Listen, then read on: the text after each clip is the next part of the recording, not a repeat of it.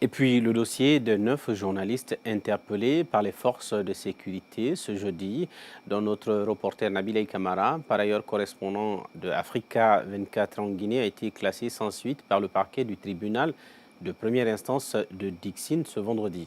Je vous propose de suivre les réactions de Sekou Jamal Pendessa et de l'avocat Maître Salifou Beavogui au micro de Nabil Kamara. On nous a dit de venir ce matin pour la suite de la procédure et le résultat est que le dossier est classé sans suite. Je pense que c'est à ce genre de décisions judiciaires que nous attendons. Si tous les magistrats travaillaient ainsi, je pense qu'il y aurait moins de problèmes dans ce pays. On aura soigné l'image de notre Guinée que nous aimons tous. Personne d'entre nous ne peut détester ce pays parce qu'avant tout, c'est notre identité commune.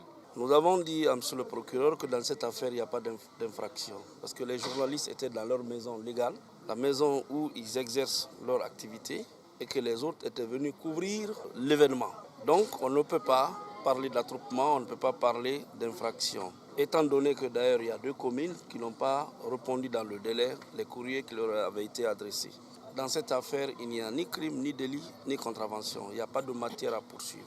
Tous les journalistes qui avaient été privés de leur liberté aujourd'hui et qui étaient dans les mains du procureur sont remis en liberté et le dossier est classé sans suite. Il n'y a pas de triomphalisme, il n'y a pas de gloire à tirer dans ça. C'est le droit qui a triomphé. Et à ce propos, on écoute également la réaction de Nabil Kamara, journaliste à Dioma Media. Alors hier, moi, en tant que journaliste, reporter et correspondant, je suis allé constater de visu cette réalité. Est-ce que la manifestation a lieu ou pas? C'est dans ce cadre-là que je me suis rendu à la maison de la presse. Mais j'arrive là, je trouve qu'il y a beaucoup de gendarmes et qu'ils avaient même procédé à des arrestations. Moi, je ne le savais pas. Alors, j'arrive, on m'interpelle, on me soumet à une sorte d'interrogatoire. Et finalement, on me demande de m'embarquer à bord de leur pick-up. Bon, aux environs de 13h25, on nous transfère à la brigade de recherche de Kipé, où on a été entendu sur PV. Mais là, jusqu'à 22h, on était là en garde à vue.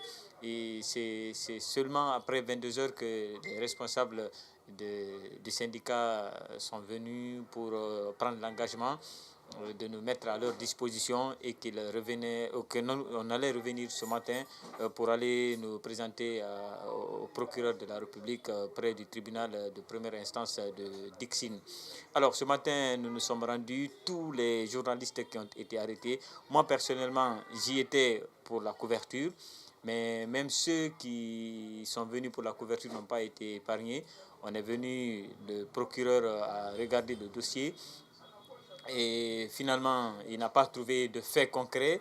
Il a jugé utile de classer sans suite ce dossier.